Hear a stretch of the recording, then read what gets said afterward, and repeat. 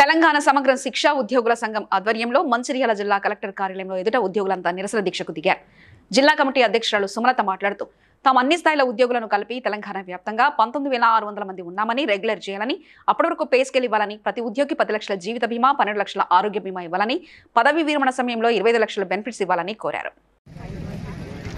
నమస్తే సార్, నా పేరు సుమలత. నేను మంచిర్యాల జిల్లా సమగ్ర శిక్ష జేఏసీకి అధ్యక్షురాలు.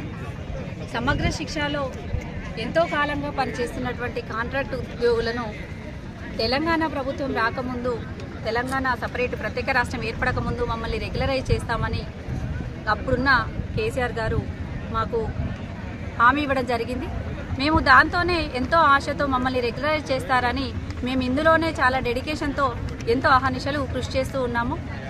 కానీ దశకి తెలియజేస్తూ మమ్మల్ని క్రమబద్ధీకరించండి, దయచేసి మమ్మల్ని క్రమబద్ధీకరించండి, మా కుటుంబాలను బాగు చేయండి, మమ్మల్ని క్రమబద్ధీకరించే లోపు మాకు మినిమం టైం స్కేల్ అప్లై చేయండి, మినిమం టైం స్కేల్ ఇవ్వండి అని మేము గవర్నమెంట్ను వినయంగా సవినయంగా ప్రాధేయపడుతూ అందరికీ Please like and share, subscribe to BCN Telugu News.